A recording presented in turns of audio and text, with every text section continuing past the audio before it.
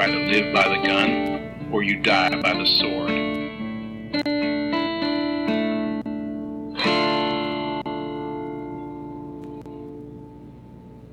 Welcome to the Good, the Bad, and the Weird MicroViews. I'm Nico. And I'm Chris. And we are back with Nic Cage November with our first MicroView of the season. We are. It is a very special one. We are doing a sequel to a movie. I think this is the first Nic Cage sequel we've covered. I think it is. And it's also the sequel to one of my favorite Nic Cage films. I know that. We're talking about the man on fire himself. Of course. Ghost Rider 2. Spirit of Vengeance. Yes, I forget there's a subtitle to There this is a one, subtitle implying that there's more than just two of these movies. Yeah, well, it's not even Ghost Rider 2. I correct myself. It's Ghost Rider. Spirit of Vengeance. And I would like to come on the record very early in this. I love Ghost Rider 1. I think it's the perfect superhero Marvel role for Nic Cage. I think the story is very well laid out. I think it's the perfect fit for Nic Cage's crazies. Mm-hmm. It matches him in all the senses. And, like, the CGI's bad, but it's fun bad, right? This movie is garbage. Oh, yeah. 100%. I mean, it's one of those ones where I get why they made the sequel, but I also did a little bit of digging. Because, like, while I give this movie shit, I mean, I will say that for Marvel movie properties... Yeah. We were still kind of at that tail end of that experimental stage. Yeah, we really were. Yeah, and again, I mean, this also wasn't Marvel Studios. This was just before Avengers. This was Columbia Pictures. This was pre-Marvel Universe. Mm-hmm. And honestly, at the same time, Marvel themselves were coming out with, in 2011, they also did Thor, which I personally think sucked. The very first one, at least. I mean, I think most of us were not there for the story. No. So... I mean, X-Men First Class, which I know people love. I don't think I've seen it. Okay, I do love X-Men First Class. I think it might be one of my favorite X-Men movies. Do they get the story correct? No! The story's garbage, but the characters are good. Yeah, I can see why you would like it. Yeah, well, they make a lot of people who should be related in some way just exist together and don't mention it ever again. Yeah. But also that year we had Captain America, the First Avenger, and the year before we had the pretty solid Iron Man 2, and unfortunately X-Men Origins Wolverine, which we all know how that went. Rest in peace. Yeah. But this one, we had a good thing going with Ghost Rider. It was missing a lot of the, like, big theatrics that I think now we expect from a Marvel movie, but it had all of the key points that we were looking for from a decent early Marvel's, like... Just a comic book movie. From a comic book movie. This one took all of the things that the first one did well and said, what if we didn't do that this time? Yeah, I think it's also partially because... the people involved in the first one changed. Nicolas Cage is the only one who returns from the first movie, and I wonder if that's just contractual obligations. I think it might have been, because, like, I can see him wanting to sign in to a superhero role where he is that superhero. If they make another one, they have to hire him. As we talked about many times with Nic Cage, he wanted to be superhero for a very long time, and this was unfortunately the one he got. Yeah, and... early next year, I think he's finally Spider-Noir. Yeah, good for him. I know he has an appearance in Spider-Verse. Well, not an appearance, a voice. No, he has a voice in... Oh, yeah, no, you're right. Yeah, he is the voice of Spider-Noir. I was thinking the DC side where he's the voice of Superman. He is the voice of Superman in the garbage Teen Titans movie. Yeah, and also makes an appearance in the Flash movie. He does, but that one is also mediocre. This movie, however... a lot of the things that made Ghost Rider 1 fun and enjoyable was the almost non-character that Ghost Rider himself is. I know in the comics they go into a lot more about what type of characteristics he has. He does have more dialogue. He's not just kind of like a quick on-screen flash and then gone. This movie tried to lean into the whole, like, oh, what if he has dialogue part?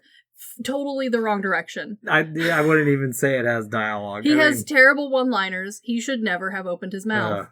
Well, and going back to, like, the group of people, it's written by Scott M. Gimple, Seth Hoffman, and David S. Goyer, and directed by Mark Neville Dine and Brian Taylor, which Sure. We have brought up they directed the Crank movies, Mm-hmm. which was the second movie that we ever did when we rebranded to MicroViews. Yeah. And writer-wise, I do want to point out that while this movie sucks right off the bat, Goyer himself worked on other amazing trilogies, including the Blade trilogy, Very good. the Dark Knight trilogy, and Yeah. Man of Steel, which I know is a lot of people's favorite Superman movies. Yes. No, I can see some of the characteristics. There is a more darker tone than the first one, which I know is hard to believe, but they really have, like, narrowed in on the leather and steel aspects. If you consider darker color palette. Yeah, well, I do, because honestly, those are some of the key features of his other works. Yeah. Which some people like, and I totally get it. It does give it an edgier feel. There's definitely some, like, corpse of just a standard, adventure, action, superhero-esque movie that I can see trying to be penciled in, like the one-liners and the saving of the girl. The ambiguity of good and evil was definitely more obscured here than the first one. I just don't think it works with Ghost Rider. No, and I mean, not that the cast gave a bad performance. I mean, it stars Nicolas Cage. No, everyone did good. It's just... Yeah. Violette Placato as Nadia. It's Italian. I butchered that. a And little bit. Idris Elba as Moreau, who everyone loves Idris Elba, so... Yeah, no, again, I don't think it's necessarily the acting that makes this movie bad. Don't get me wrong. It's not like... I'm not looking for awards for anybody, but nobody, was bad. I mean, I've seen 3+ headed shark movie. That's bad acting. This one, everyone acts fine. It's this movie's soundboard is all over the place. It is both simultaneously way too quiet and way too loud. And this is before the current problem we have with, the idea you're supposed to have home audio. This movie was just poorly sound balanced.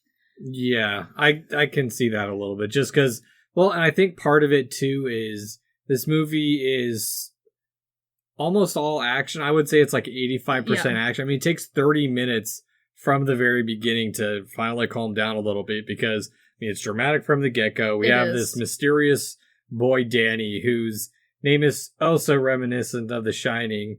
And seriously. Well, it's also such an American name, and I get his dad's American, but you think they would have given a better name to hide in Europe altogether? Our main character's name, I'd like to remind you, is Johnny Blaze. So, no, I think that's an accurate name for the people in this world. But it's Johnny Blaze. I mean, his hot Italian mom is giving him an American name. Yeah. And they're on the run. It's come here, Danny, and your guys are in Eastern Europe? Daniel's a pretty common name. Not Danny, though. Well, no, Danny is a little bit much, maybe, but, I don't know. I don't know their life. Maybe she's, really into Danny Boy, the song. I don't know. She had an American who was really into her. Yeah, okay. So, that's the other thing. The first movie, while I think some people would argue is a little bit slow for action, there's a lot of, exposition and setting up and the balance and, hatred of oneself. This one is almost all action all the time, which is, I would argue, too much action, because I don't care or know anything about these people. Well, yeah, no, exactly. It doesn't really matter. I mean, basically, the plot of this movie is... Be yourself. Not even that. It's just they took... And granted, I'll say this right now, I know nothing about the Marvel movies. I had to do some digging because the reintroduction of Johnny Blaze, I never understand why they recap the first movie. Yeah.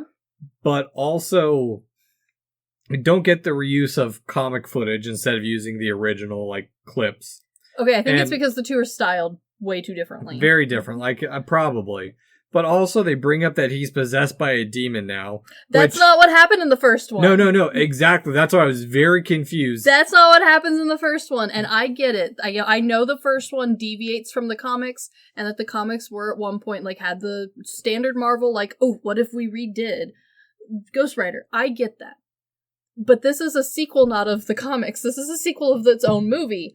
Why did we change it? Yeah, they never bring up Zaroth in the first movie at all. It just it just felt like it was a split personality thing of when evil's around, that's when that's when his personality switches, and now it's a demon. And I mean, I don't like the demon, because the first one, it felt purposeful. It felt like that old Western sense of justice in the oh, you've done me wrong, so now you must die. And you're like, okay, justice is a little extreme, but I get it. This is like, you know, going back to the old times. We had all of those montages with the guy on the horse. Yeah. And in this one, they're like, no, he's a demon and he's just hungry all the time. Yeah, and like the whole movie, like it felt like they ripped off so much stuff because it felt very much like The Omen a little bit. Yes. Where, oh, it's the son of the devil. Yeah. Well, the good guys got to get to him before the bad guys get to him, but it's to influence his soul instead of like... Okay, so I do have a little bit of like a theory, I guess, on that. So this is a 2011 film. Mm-hmm. Around the late 2010s, there was an interest, a rise in interest in like specifically Catholic-based lore added into movies. So like there was an awful lot of like nun spooky movies, or like the demon possessed you movies, or like how Evangelion has a bunch of religious symbols but isn't. Yeah, like honestly, like yes. And there's a lot of TV shows that leaned into it too. I know Supernatural is probably on a lot of people's like frontal lobes right there.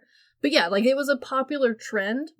And I can see how they would look at the first one and be like, haha, we can definitely fit Catholicism into that. And I'm not saying that that's the wrong choice. I'm just saying it didn't work the way they did it this time, because the first one, again, had this like vengeful spirit, but also like this very strong sense of justice, right? We only go after those who deserve to die. And that's kind of the whole point of Ghost Rider, right? Like that was the whole premise originally of Ghost Rider, is he's like the ultimate justice. And now in this one, the only thing standing between you and the death of Ghost Rider is Johnny Blaze making faces. Yeah. Well, and like, there's so much other things they try and do with this world too. Like the priest with the high tech, like... I don't get that. It feels like they just ripped off something from Van Helsing. I was going to say that too. And I was originally going to mark that note off on my list, because I had watched Van Helsing literally the night before, because it's one of my favorite movies. And I did notice the similarities, and I thought to myself, that's a silly coincidence, and like left it at that, hoping that no one else would also notice. But apparently I'm wrong. Apparently a lot of people noticed. Okay. Yeah, no, it's one of those things where it's like, you guys could have done something original. Instead, you start everything off with this as feeling like a very standard action movie with the shaky camera, some kind of stupid humor, and we get right into the action because...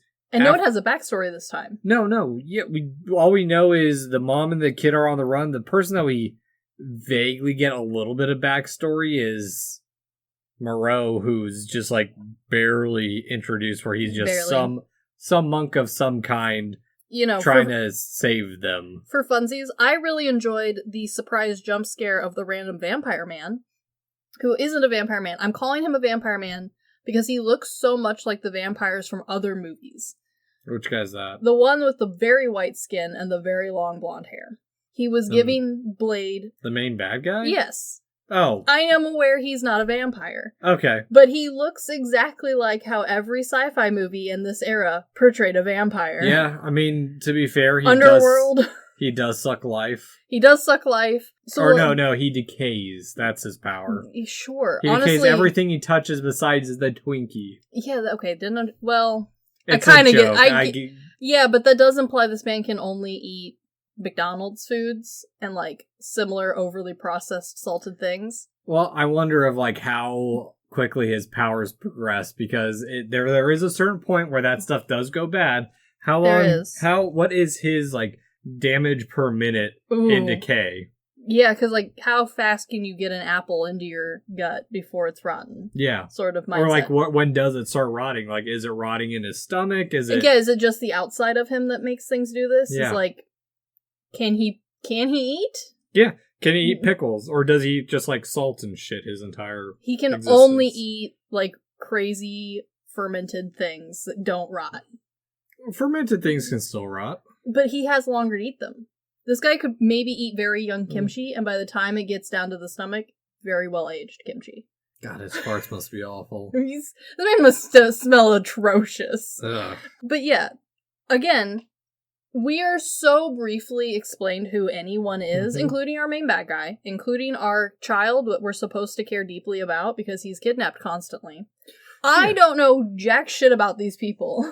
No, not at all. And like immediately from that 20 minutes of action, because let's be honest, the first I may be exaggerating, maybe it's 10 minutes, but it's still a lot. Way too long for these characters that we know nothing about to care anything about. To Hemdahl just showing up, finding Johnny Blaze in some abandoned town in Romania, and like him talking about like, I've been on the road, I'm trying to get away from everyone. Ooh, the end of the world, Romania. Well, he's trying to get away from the devil, but it's like you know the far distant land that the devil can totally walk to, and pretty sure he knows you're there. And also, like, from a storytelling standpoint, Romania? Really? This is where we chose? You want to know why?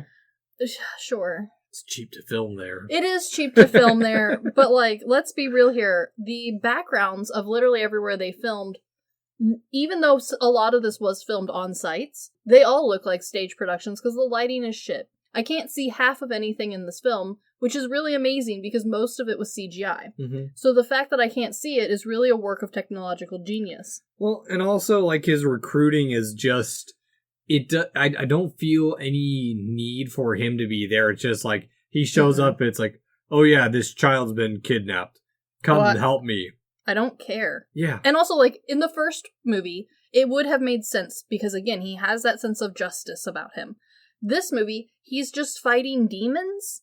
And so, why is he involved? He's not even fighting demons, he's just fighting... his own singular demon. Yeah, well, not even that. He's not even fighting against himself, he just, like, lets it free and rides off into the night to save some random child. Yeah, again, was very disappointed, especially off of the back of the first one, which I understand a lot of people do not feel is a good movie, but you can't deny that they don't spend the time explaining the connections between at least our main three people. Yeah, they do a fair enough job of doing that, and also explaining that, oh, the devil's back on Earth. We don't know why he likes to walk on, or why he likes to inhabit the human form. It's just like, okay. Like... But, and, like, we had the devil in the first movie, and he was perfect. Yeah. He's got the cane, he had the accent. It was a bad accent, but he had one. Yeah. This movie, he's just creepy monster.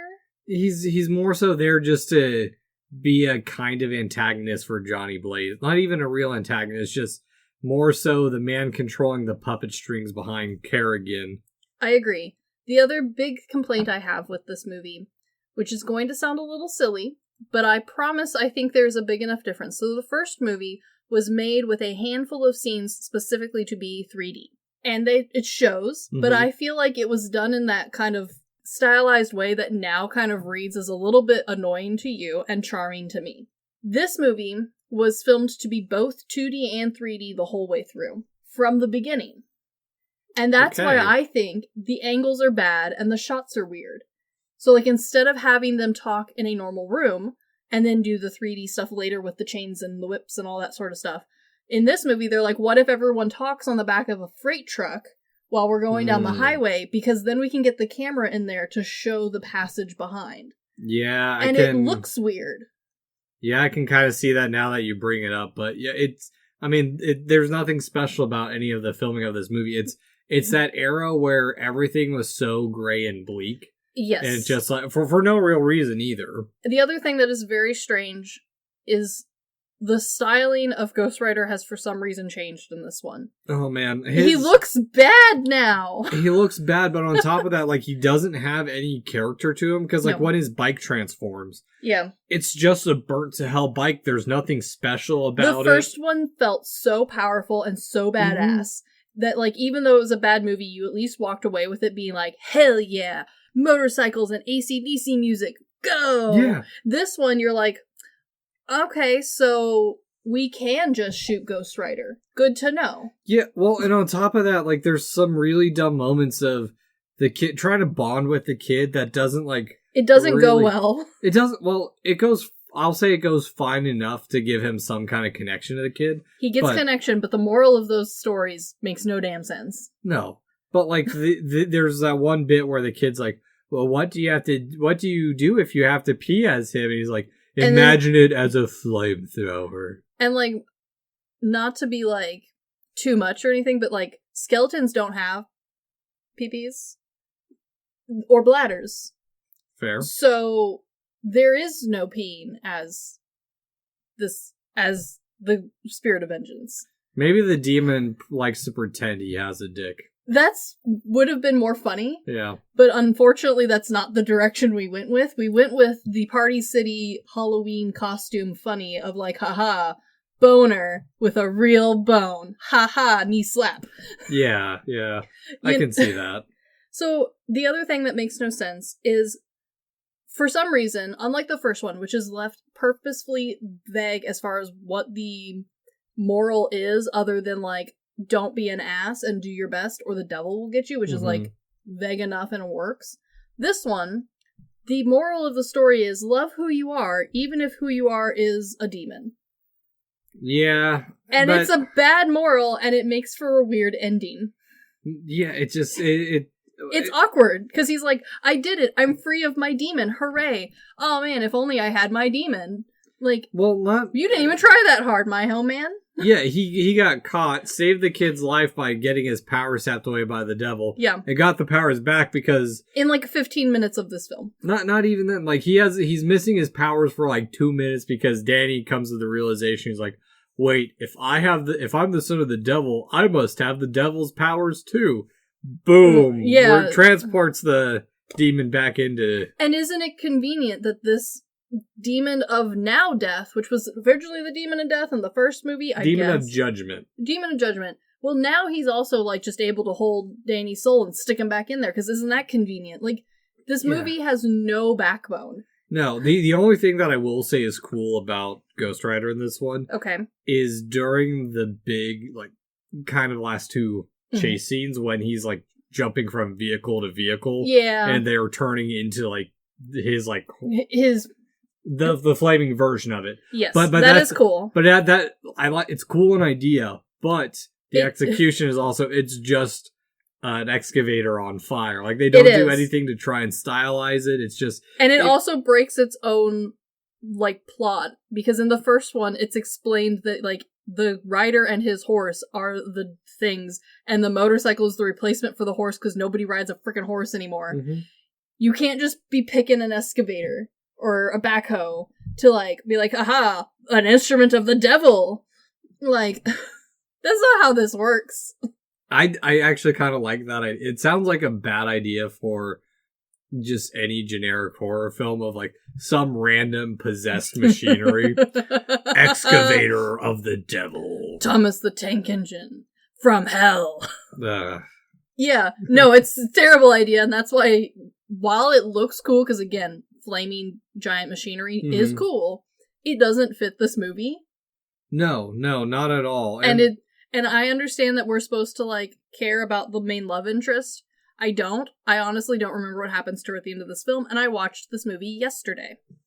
She just goes off with her kiddo. Does she? They don't even, like, hook up for a hot second? Because at least in the first one, he explains, like, why he has to dump the girl, kind of, and then it's like, oh, I regret that. No, well, okay, so here's the thing is, he ends up, like, just ditching the girl from the first movie. We don't even get she went through all that hell with him, and him, like, transforming and becoming the spirit of vengeance. Yeah. And now we just leave her to run to Romania. Did we have a messy breakup, a movie that I missed? Because if this ever became a rom-com, I would watch that. It got broken up because they had to, or I don't know. I think it explains it, like, very, very briefly in that recap of the episode or of the first movie. And sure, probably. The other thing that is very funny and very silly to me is they clearly, and I don't know who did this, I personally would like to blame Cage.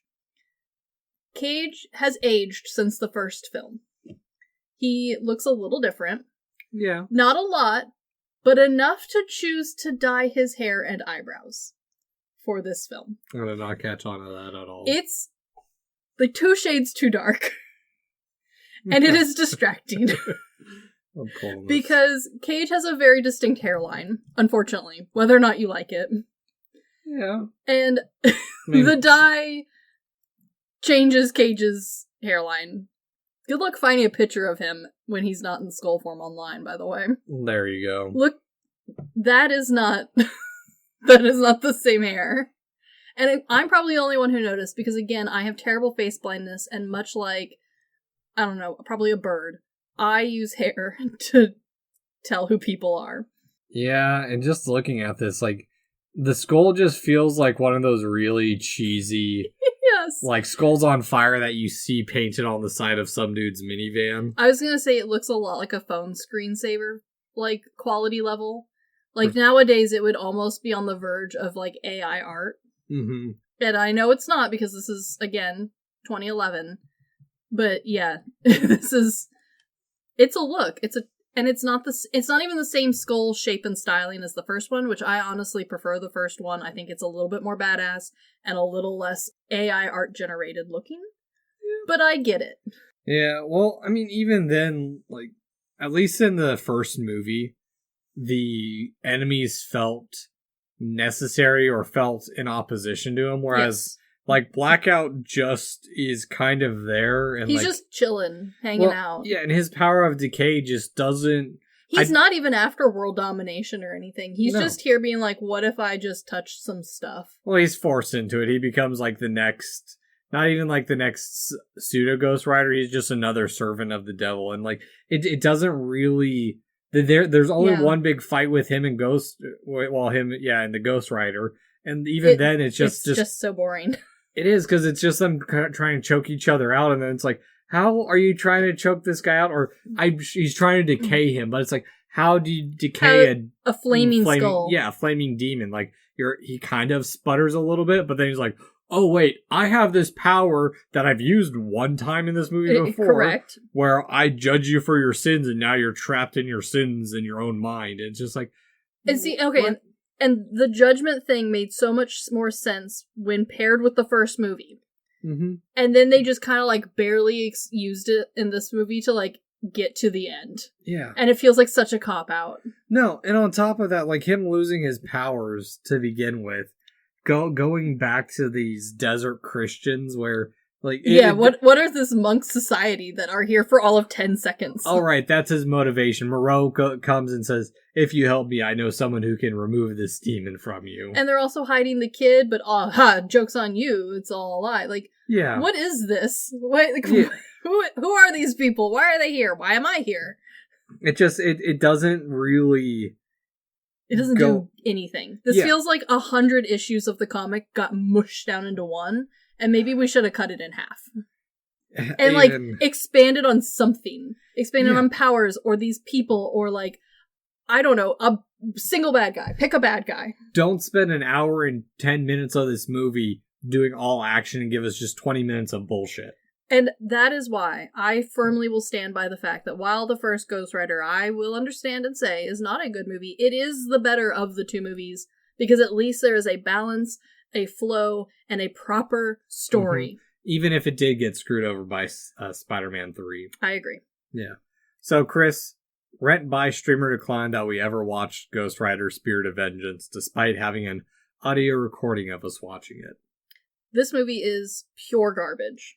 However, the version you have is both Ghost Riders on one DVD. Yes. You don't even have to flip the DVD over. They're on the same side.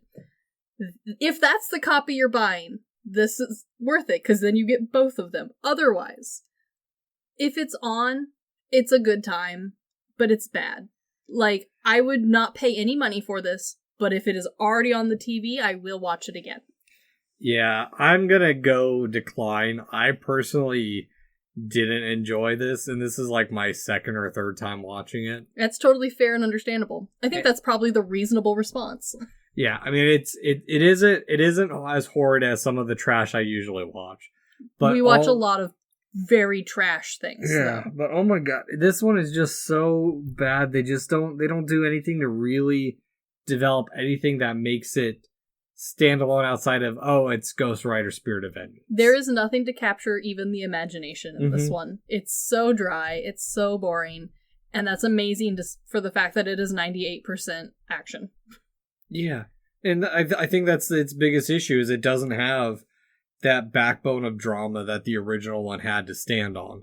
I fully agree, and I think also, despite the advanced in technology that supposedly happened between the first and the second, I think the second looks worse. Yeah, unfortunately. Like a lot. Well, and maybe I think it's because they spent too much time trying to figure out what the hell they were doing and doing some higher end effects than, and probably they probably had a lower budget because the first one didn't do as well, and they're just kind of like, we got to make this one. We're obligated to make it. Yes, and also in case anyone was wondering, no, this movie didn't do well, either in money making or with critics. Shocking. So like, watch at your own risk, I guess. Yeah. I don't know. I'm kind of done with superheroes for now, at least. I totally understand. Yeah. And even though this is our end to our current foray in the Nic Cage as a superhero, at some point we will do some more of him because we do have Kick-Ass. Of course. The Sorcerer's Apprentice, which is kind of superhero-ish. I love that one. I think it encapsulates his whimsy so well. Mm-hmm. As well as, Into the Spider-Verse, which at some point we will do. Of course we will. His greatest role. Yeah, and the upcoming Spider-Noir. Which I'm actually very excited for, which is surprising because I have been very burnt out on Spider-Man recently. Why's that? There's been a lot of Spider-Man content available to me as of recent years, and I am not a giant Spider-Man fan. I like him. I'm just not a hardcore fan. So when there's a new Spider-Man all the time, I get burnt out pretty quick. But I am excited for Noir, because I like Noir in general, so I'm excited to see a Spider-Man version. Yeah, at some point, maybe next year, I'll go through the Japanese Spider-Man. Ooh, you let me know how that goes. They're fun. I've seen parts of them. Yeah, but fear not, this is also not the end of Nic Cage November, as you probably guessed. Of course not. We have one more action-based movie, some people's favorite. I think so. It's bound to melt your face off more than this one. I hope so. But anywho, this has been The Good, the Bad, the Weird MicroViews. Thanks for listening. Peace.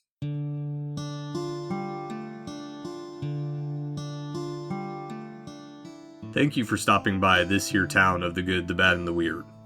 We appreciate your listenership, and if you want more of our takes in your life, feel free to check us out on social media at The Good, the Bad, and the Weird Podcast, or TGTBTW for short. As well, if we missed a fact, your favorite part of a movie, or just have a suggestion and want to reach out and say howdy, feel free to email us at tgtbtwpodcast@gmail.com. And feel free to join our Discord at The Good, the Bad, and the Weird Podcast, where we talk about movies, just share random banter here and there. And always, check out our podcasters, streamers, or any other content creator we shout out in our episodes. We really appreciate it. And as always, thank you for listening. Peace!